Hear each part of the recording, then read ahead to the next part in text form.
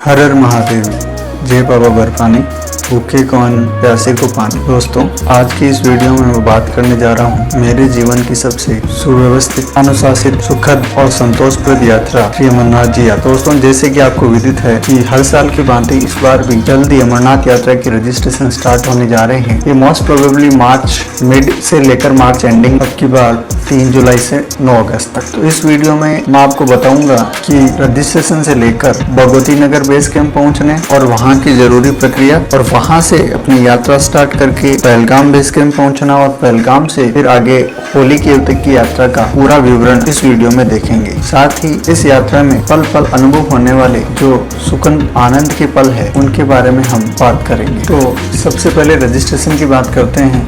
जैसे रजिस्ट्रेशन की डेट आती है, आपको श्री अमरनाथ जी श्राइन बोर्ड की official website Shri Amarnath ji shrine board पर क्लिक करके और रजिस्ट्रेशन प्रोसेस के जो भी रूल्स है वो पढ़ लेने हैं। जैसा कि अभी करंट स्टेटस आपको ये बता रहा है कि जो इनकमिंग डेट है वो जल्दी ही अपडेट होगी।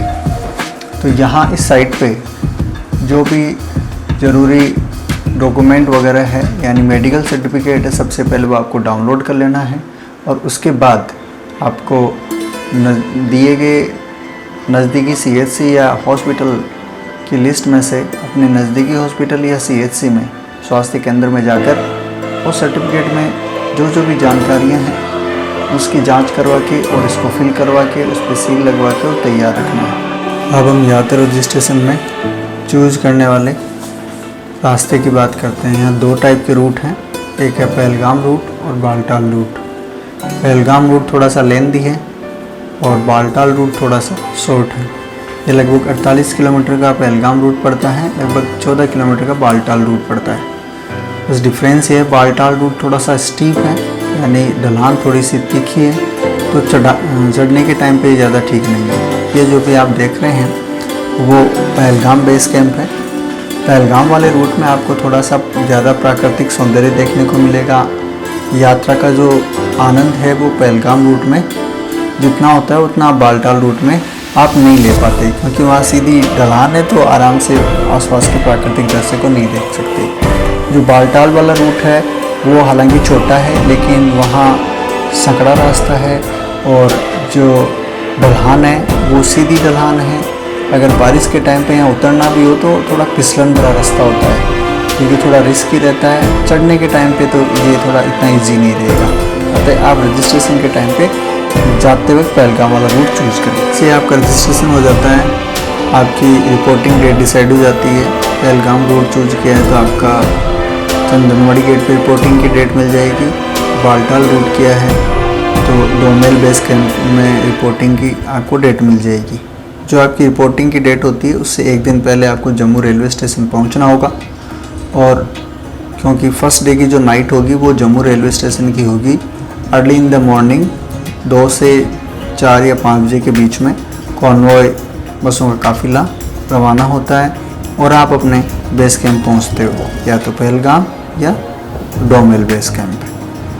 तो जैसे ही आप वहां पहुंच जाओगे, जैसे ही आप जम्मू रेलवे स्टेशन पहुंचते हैं या जम्मू बस स्टैंड पहुंचते हैं बाई बस और बाई ट्रेन, आपको पहुंचना होगा भगवती नगर बेस कैंप, जो ऑटो रिक्शा से आप इजीली पहुंच पाएंगे। किराया 10 से 20 रुपये और सवारी होगा, और वहां आप भगवती नगर बेस कैंप में एंटर करेंगे। वहां पे आपको एक लंबी लाइन मिलेगी, और उस टाइम पर आपको 3 से 4 बार चेकिंग से गुजरना पड़ेगा, जिसमें अपनी रजिस्ट्रेशन स्लिप आपको साथ में रखनी होगी, अपने आइडेंटिटी कार्ड आपको साथ में रखना होगा। और जैसे ही आप एंटर कर जाते हो 2 से 3 बार चेकिंग के बाद में, तो वहाँ आपका KYC होगा, जिसके बाद में आपको RFID कार्ड मिलेगा। RFID कार्ड आपको लेने के बाद में Bhagwati Nagar main base camp में एंट्री मिलेगी, और वहाँ एंटर होने के बाद में आपको जो सबसे पहला काम करना है वो बसेस की टिकट ले लेना। बस की टिकट 600 से 700 के बीच की रेंज की होगी। बालटाल वाला रूट हो, पहलगाम वाला रूट हो, आपको बता के और बस की टिकट ले लेनी है। फिर आपको हॉल की टिकट बुक करवा लेनी है जहां आपको नाइट को स्टे करना है। हॉल में अपनी सीट ऑक्यूपाई, अपनी जगह ऑक्यूपाई करके, एसी हॉल है बढ़िया, उसमें आप रह सकते हैं। वहाँ अगर जगह नहीं मिले तो आपको बाहर की तरफ रुकना पड़ेगा। काफ़ी बड़ा बेस कैंप है तो आप बाहर भी रुक सकते हैं। तो जैसे ही आप अपनी जगह फिक्स कर लेते हैं, आप अपना सामान वगैरह ले लेते हैं, उसके बाद आप पास में लगी जो सिम की शॉप है, जैसे एयरटेल है, जियो है, वहाँ से आप सिम ले सकते हैं। मेरे ख्याल से आपको जियो की सिम चूज़ करनी चाहिए। जियो का नेटवर्क मेरी पूरी यात्रा के दौरान अच्छा रहा था। और उसके बाद आप फ्रेश होके नहा धोकर और उस बेस कैंप का आनंद ले सकते हैं। वहाँ कई कल्चरल एक्टिविटीज़ का आनंद ले सकते हैं। लगे भंडारे में खाना खा सकते हैं। इस पूरी यात्रा की खास बात यह है कि जहाँ कहीं भी खाने की व्यवस्था होगी वो पूरी निःशुल्क होगी। तो आप अच्छे से खाना वाना खा के और रात को नाइट स्टे करेंगे और फिर early in the morning next day जल्दी उठेंगे, फ्रेश होके और तैयार हो जाएंगे बेस कैंप के लिए। जैसे आप अर्ली इन द मॉर्निंग उठते हैं तो आप फ्रेश होके नहा के, और जो भगवती नगर बेस कैंप के पीछे बहुत बड़ा ग्राउंड है जहाँ आपकी बसेस खड़ी रहेंगी। उन्हीं बसेस में से आपको सर्च करना होगा आपकी बस नंबर और उसके बाद में अपनी सीट नंबर ऑक्यूपाई कर लेनी है। अगर आप 2 बजे उठते हैं तो 4-5 बजे तक सारी बसेस रवाना होती है, तो आप इजीली वहाँ अपनी सीट पर जाके और अपना सामान सीट के ऊपर रख सकते हैं। अगर आप थोड़े लेट होते हैं तो आपको सामान रखने में दिक्कत हो सकती है। आपको सीट तो मिल जाएगी, आपकी सीट जो बुकिंग है वो मिलेगी, बट आपके पास थोड़ा ज़्यादा लगेज है तो वो रखने में प्रॉब्लम होगी, क्योंकि ज़रूरी नहीं सारे यात्री जो है वो एक लिमिटेड बैग से लेके आएँ। अगर किसी के पास 2 बैग हो गए, किसी के पास 3 बैग हो गए, तो आपकी जगह जो है वो बैग रखने की जगह आपको नहीं मिल पाएगी। तो बैग रख के अपनी सीट ऑक्यूपाई करके और फिर आपको थोड़ी देर सारी बसें चलने का वेट करना पड़ सकता है, आपको बाहर रुकना पड़ सकता है। उसके बाद में कॉन्वॉय स्टार्ट होगा और सारा कॉन्वॉय पूरे के पूरे रूट में एक साथ चलेगा। आपको कहीं भी रुकना नहीं पड़ेगा, छोड़ कर के ब्रेकफास्ट और लंच के टाइम। बाकी कॉन्वॉय कंटिन्यू चलेगा। जहाँ कहीं भी ट्रैफिक होगा वो ट्रैफिक सिविल गाड़ियों का होगा। ब्रेकफास्ट के टाइम पे सारा काफिला एक साथ उतरेगा और आपको अनाउंस किया जाएगा कि 10 से 15 मिनट आपके पास ब्रेकफास्ट के लिए हैं। वहाँ लगे बहुत से भंडारों में से जहाँ जो आपके मनपसंद खाना है वो ले सकते हैं, और वो लेने के बाद में आपको बिना देरी लगाए वॉशरूम वगैरह जाना है, खाना वाना जो भी खाना है वो करके और वापस अपनी बसेस में बैठ जाएं, ताकि आपको किसी तरह की कोई असुविधा ना हो। आप ग्रुप में अगर 3 से 4 जने हैं तब भी एक साथ रहें, ताकि बसें सारी एक जैसी दिखेगी तो वहाँ वापस अपनी बस को ढूंढने में आपको ज़्यादा असुविधा ना हो। तो इसके लिए आप टाइमली अपना ब्रेकफास्ट कर लें। ब्रेकफास्ट होने के बाद में काफिला फिर से आगे बढ़ेगा। आपको पग पर सिक्योरिटी फोर्सेस नज़र आएगी यात्रा को सुरक्षित सुव्यवस्थित बनाने के लिए। और जैसे ही लगभग आप रास्ते के मिड तक पहुंच जाएंगे तब आपको लंच के लिए रोका जाएगा। रोका जाता है, सबको एक साथ फिर से अनाउंस किया जाएगा कि आपके पास इतना टाइम है, इतने टाइम में आप अपना लंच कर लीजिए। वहाँ वॉशरूम के लिए अलग जगह बनी हुई है, वहाँ वॉशरूम जा सकते हैं आप। उसके बाद में लंच के लिए बहुत से भंडारे लगे हुए हैं, जिस भंडारे में जो आपको अपना मनपसंद भोजन है वो लेकर और फिर जल्दी से वापस अपनी गाड़ी में आ जाना है। बाकी सारे जब एक साथ भोजन करेंगे तो भोजन करने के बाद में सबको एक साथ फिर से अनाउंस किया जाएगा कि अब अपने अपनी गाड़ियों में आ जाएं, काफ़िला चलने वाला है। तो ये काफ़िले का एक दृश्य आप देख सकते हैं, यात्रियों का दृश्य आप देख सकते हैं, अमरनाथ यात्रा का भी हम दृश्य देख सकते हैं। अब हम पहुंच चुके हैं पहलगाम के नुनवान बेस कैंप में, जहां आपकी चेकिंग होगी। आपका RFID कार्ड स्कैन होगा आपके सारे लगेज जो है वो चेक होंगे। उसके बाद में आपको अंदर एंटर किया जाएगा। ये नौनवान बेस कैंप का अंदर से आप नज़ारा देख सकते हैं, कितना अच्छा प्राकृतिक सौंदर्य है। ये सब लोग अमरनाथ यात्री अंदर की ओर बेस कैंप में जाते हुए, और इसके बाद में आपको बेस कैंप से टेंट बुक करवा लेना है। टेंट की रेट वहाँ लिखी हुई मिलेगी आपको 500 से 700 के बीच में पर हेड।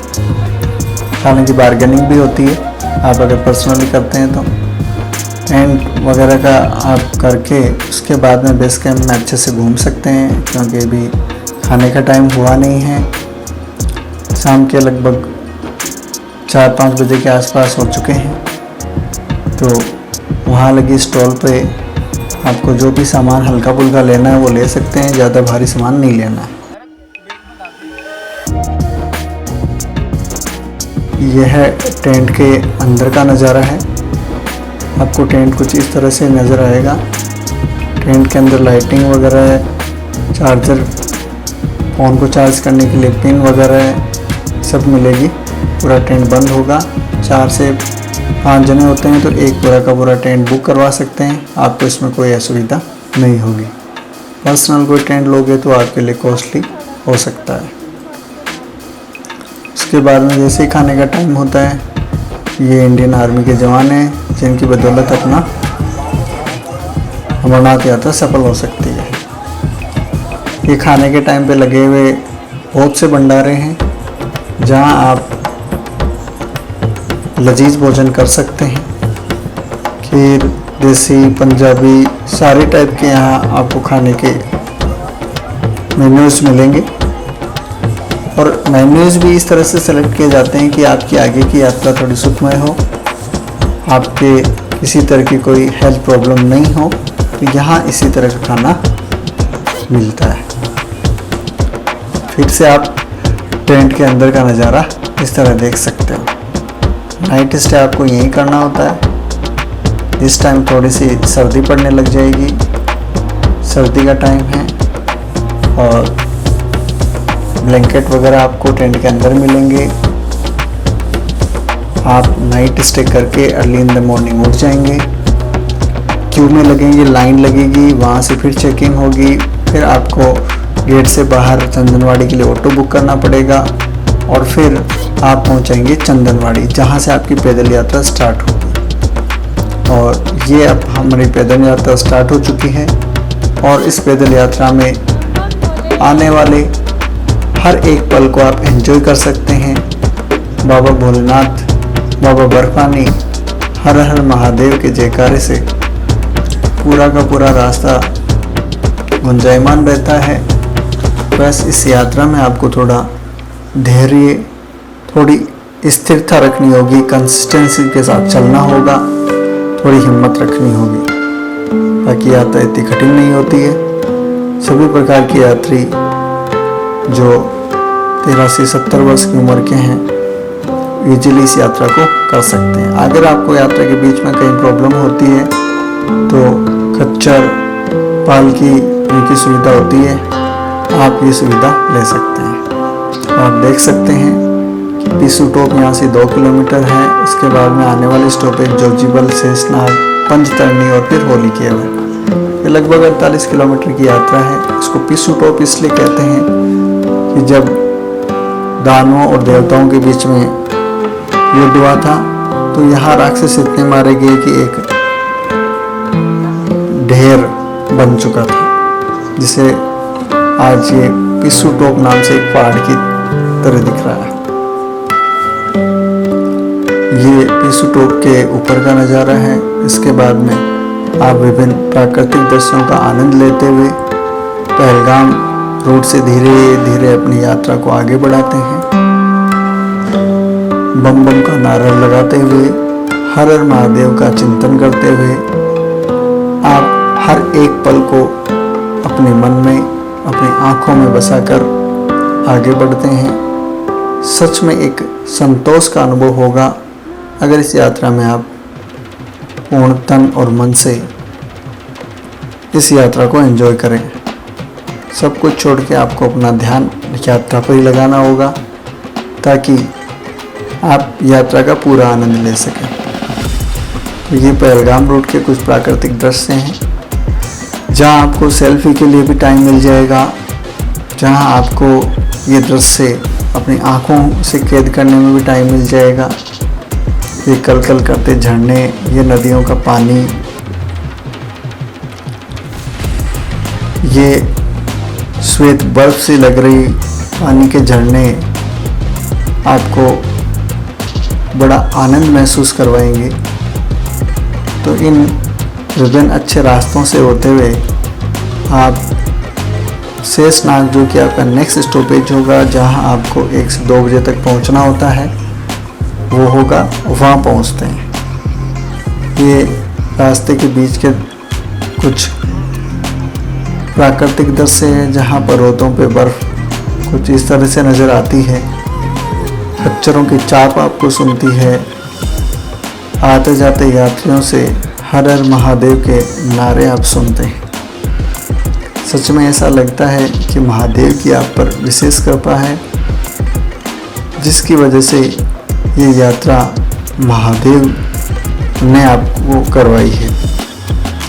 ये वास्तव में ऐसी यात्रा है जहाँ आपको लगेगा कि हाँ, यही वो रास्ता है जहाँ बाबा बर्फानी महादेव माँ पार्वती को अमर कथा सुनाने पवित्र गुफा तक ले जाते हैं। चंदनवाड़ी से आगे निकलने के बाद आपको कुछ इस तरह के नज़ारे देखने को मिलते हैं। इस यात्रा में कुछ गलतियां हैं आपसे हो सकती है जो मैंने करी, उसमें मैं अलग से वीडियो बनाऊंगा जिसमें मैं आपको बताऊंगा कि ये इन गलतियों से अगर आप बच जाएं तो यात्रा को थोड़ा और ज़्यादा सुखद आप बना सकते हैं। ये देखिए, ये सेल्फी पॉइंट तो नहीं है, लेकिन फुर्सत के क्षणों में आप इन नज़ारों को अपने कैमरों में कैद कर सकते हैं। यहाँ जब आप चलते हैं, ठंड तो है, लेकिन चलने पर आपको ठंड का एहसास नहीं होगा। थोड़ी देर रुकेंगे, थोड़ा सा आप सुस्ता कर आगे बढ़ें। ज़्यादा टाइम तक रुकेंगे तो फिर आगे चला नहीं जाएगा। जितना टाइम मिल ले उस पूरे टाइम का आप सदुपयोग कर सकते हैं। धरती के इस स्वर्ग को आप आँखों से, मन से निहार कर जितना आनंद अपने अंदर समा सकते हैं उतना समा लीजिए। हो सकता है ये मौका आपको फिर दोबारा नहीं मिले। तो कैमरे में इन्हीं दृश्यों को कैद करते हुए हम आगे बढ़ते हैं। आगे आएगी शेषनाग झील। इसे शेषनाग झील इसलिए कहते हैं क्योंकि इसके चारों ओर जो भी पर्वतों की श्रेणियां हैं वो शेषनाग जी के 5 फन के जैसे आपको नज़र आएगी और उनके बीच में ये झील आपको नज़र आती है। तो ये ऐसा माना जाता है कि शेषनाग के 5 फन हैं जिनके बीच में ये झील अवस्थित है।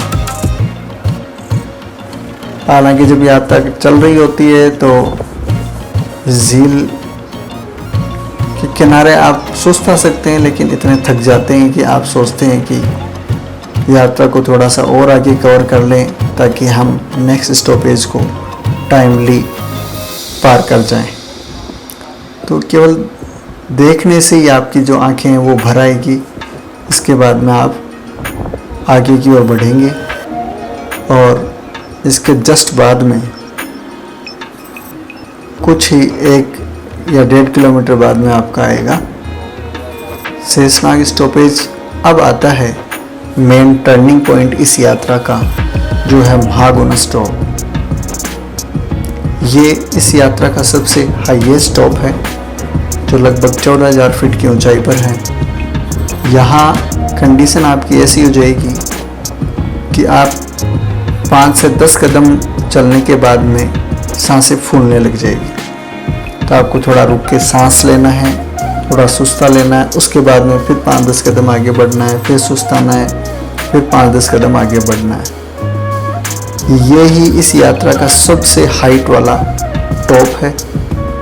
अगर ये आपने थोड़ा धैर्य पेशेंस के साथ पार कर लिया, तब आपकी बाकी की यात्रा जो है वो बड़ी आरामदायक और आनंददायक होगी। यहाँ आपके इस रास्ते पर, इस जगह पर आपके धैर्य की परीक्षा होगी।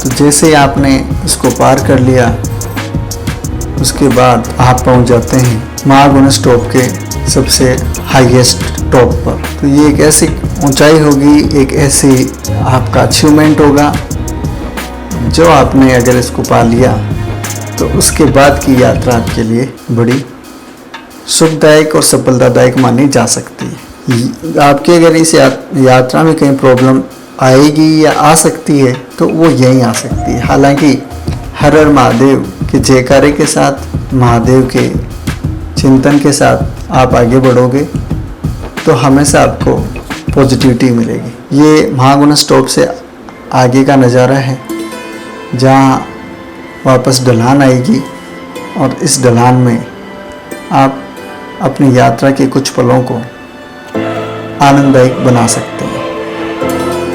हालांकि हम जब गए थे तो ये श्रावण का महीना चल रहा था, तो बर्फ़ थोड़ी कम हो गई थी, तो लेकिन जितनी भी बर्फ़ मिली उसको हमने आनंददायक बनाने की कोशिश करी थी। उस बर्फ़ के नज़ारे को हमने पॉजिटिविटी के साथ एंजॉय किया था। जैसे ही आप महागुणस टॉप को पार करते हैं तो अभी ये शाम के 3-4 बजे का टाइम, 3 तो नहीं 5 के आसपास बज गए हैं। इसके बाद में आपको इंडियन आर्मी के जवान आगे नहीं बढ़ने देंगे। आपका आज का स्टॉपेज यहीं होगा।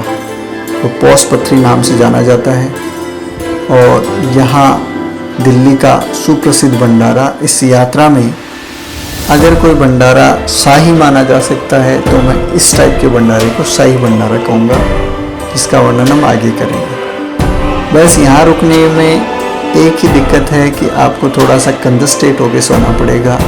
आपका जितने शरीर का आकार है बस उतनी जगह आपको सोने के लिए मिलेगी। ऊपर की तरफ जेंट्स को और नीचे की तरफ लेडीज़ को, क्योंकि यहाँ जगह कम है। बस ये पूरा का पूरा इतना ही कैंप है जहाँ आपको सबको सोने के लिए मिलेगा। तो यहाँ थोड़ा कॉम्प्रोमाइज़ आपको करना पड़ेगा। आज की रात अगर निकल गई, उसके बाद में तो अगले दिन भोलेनाथ के दर्शन बड़े अच्छे होने वाले हैं आपको। तो रात को नाइट स्टे करके सुबह अर्ली इन द मॉर्निंग उठ के आप फ्रेश होके नहा के तैयार हो सकते हैं। आपको गर्म पानी की व्यवस्था मिलेगी। यह सुबह का टाइम है जहाँ भंडारा लगा हुआ मिलेगा। यहाँ आप ब्रेकफास्ट का आनंद लेके अपनी यात्रा को आगे बढ़ा सकते हैं। अगर आप चाहते हैं कि किसी भंडारे में आप फ्री नहीं खाएं, तो डोनेशन के लिए अलग अलग स्कैनर भी लगे हुए हैं हर जगह। वहाँ आप स्कैन करके और मनी डोनेट कर सकते हैं। बाकी मैं पहले बता चुका हूँ, ये एक ऐसी यात्रा है, एकमात्र ऐसी यात्रा है जहाँ आपको खाने के लिए एक पैसा नहीं देना पड़ेगा। इसीलिए तो कहते हैं जय बाबा बर्फानी, भूखे को अन्न, प्यासे को पानी। पोस्ट पथरी से जैसे ही आप आगे निकलते हैं, महादेव की इस यात्रा में आपको और भी अच्छे सुंदर दृश्य देखने को मिलता है।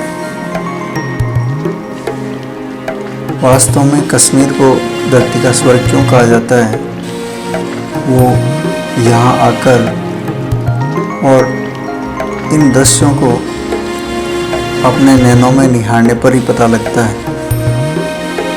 वास्तव में ये धरती का स्वर्ग क्यों है। ये देखिए कितने सुंदर नज़ारे यहाँ आपको देखने को मिलेंगे। इतनी गहरी शांति मिलेगी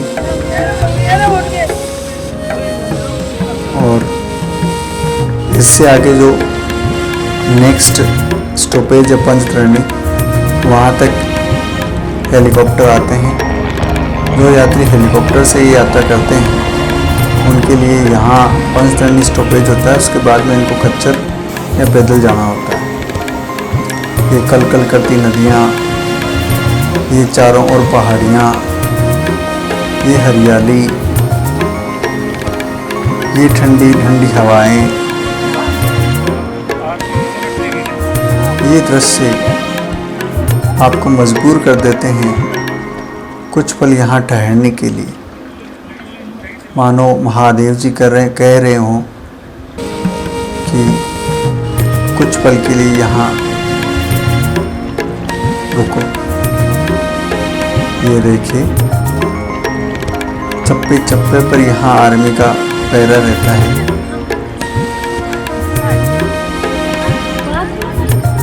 ये देखिए, ये सुंदर पहाड़ियाँ, ये ग्रीनरी, ऐसे लगता है मानो ऐसा दृश्य स्वर्ग के अलावा और कहीं नहीं मिलता है। ये खच्चरों की चाप, ये उनके गले में बंदी घंटियों की आवाज़, मानो इस व्यस्त भरी जीवन से दूर कहीं शांति के एक कोने में हम अपने आप से बतिया रहे हों, ऐसा लगता है। ऐसा लगता है मानो वास्तव में ये महादेव की ओर जाने का एक रास्ता है।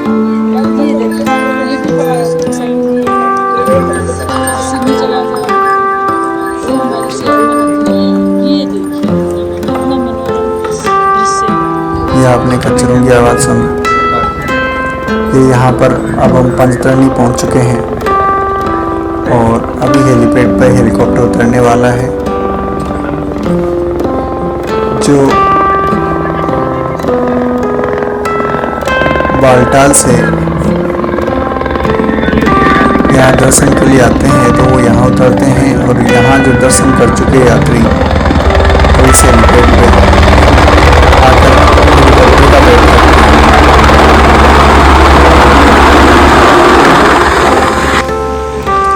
ये हेलीकॉप्टर सर्विस है जो हेलीकॉप्टर से यात्रा करते हैं। इसके बाद से इनको खच्चर या पैदल जाके पवित्र गुफा के दर्शन करने, पवित्र गुफा तक हेलीकॉप्टर नहीं जाते। हेलीकॉप्टर का लास्ट जो स्टॉपेज है वो यही है, तो ये आप देख सकते हैं।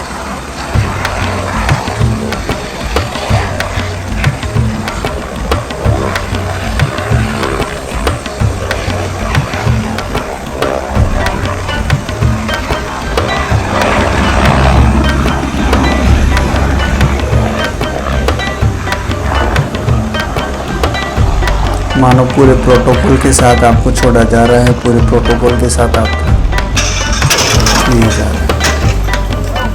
ये बर्फ़ को काट के कुछ रास्ते बनाए हुए होते हैं, जैसे जैसे बर्फ़ पिघलती है उनमें ये दरारें आती है, इसलिए यहाँ लकड़ी की ज़्यादा ज़रूरत होती है।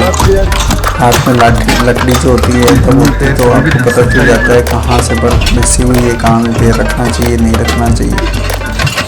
इस टाइप के यहाँ पत्थर, इस टाइप का बीच बीच में आपको कीचड़ बर्फ की पिघलने से जो है फैल जाता है।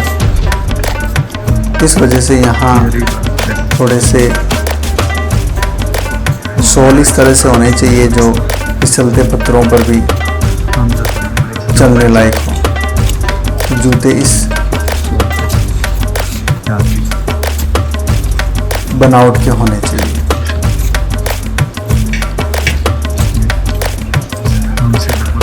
ये इतनी ऊंची ऊंची बर्फ है जिसको काट कर यहाँ रास्ता बनाया जाता है।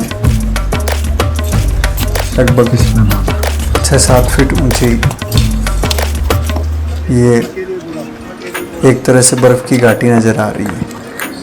ये अब हम संगम टॉप की ओर बढ़ रहे हैं। ये संगम टॉप का आप नज़ारा देख रहे हैं, जिसके बाद में और हाइट का पवित्र गुफा से पहले नहीं आता है। और ये जैसे जैसे हाइट पे जाते हैं इस तरह से हम कुछ ही कदम चल पाते हैं, फिर सांसें फूलने लगती है। तो हमें थोड़ा पेशेंस के साथ थोड़ी स्थिरता के साथ यहाँ आगे बढ़ना होता है। बाकी यात्रा इतनी कठिन नहीं है कि हम बीच में रुक जाएं। महादेव का नाम लेकर, महादेव का स्मरण करके हम आगे बढ़ते जाते हैं। ये देखिए कितना सकड़ा रास्ता है जो पत्थरों काट के बनाया गया है।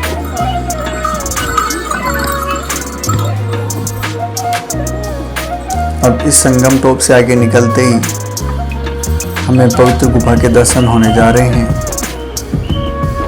जिसका हमें बेसब्री से इंतजार था। और अब जो होली केव है कुछ ही दूर हमसे रही है। इस तरह हमने संगम टॉप पार कर लिया है। और ये आप देख सकते हैं जगह जगह जो एनडीआरएफ के जवान हैं वो लगे हुए होंगे, आर्मी के जवान होंगे, सीआरपीएफ के जवान होंगे। आपको रास्ते में कहीं भी ऐसे लगेगा नहीं। तो ये अब पवित्र गुफा का दर्शन होने जा रहा है हमें। ये दर्शन से पहले यहाँ जो भी जितनी भी पहाड़ियाँ हैं वो बर्फ़ से हटी हुई है। जहाँ कुछ पल के लिए हमने भी अटखेलियाँ कर ली।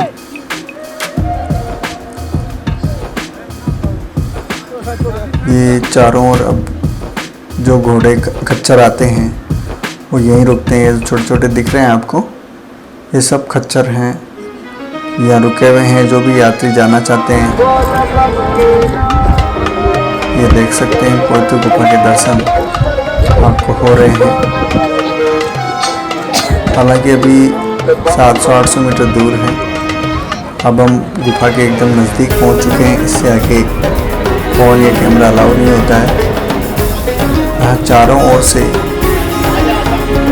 एकदम हाइट पर स्थित जो आपको तलहटी नज़र आ रही है, पास में कल कल करती नदी बह रही है। यहाँ आपको गर्म पानी की व्यवस्था मिल जाएगी। गर्म पानी से नहाकर और आप पवित्र गुफा के अंदर जा सकते हैं।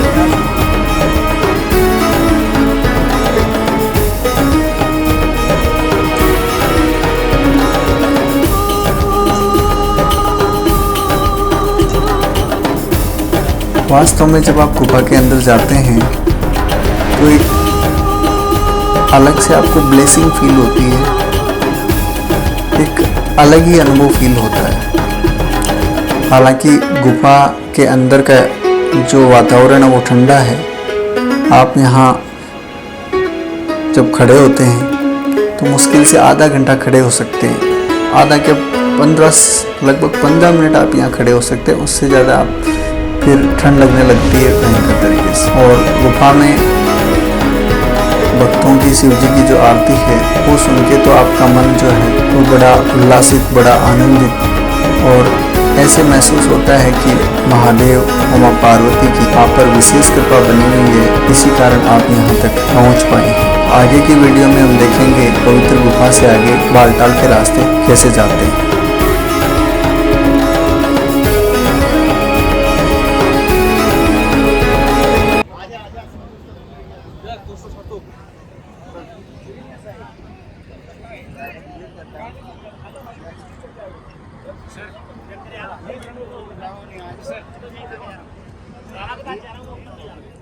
सर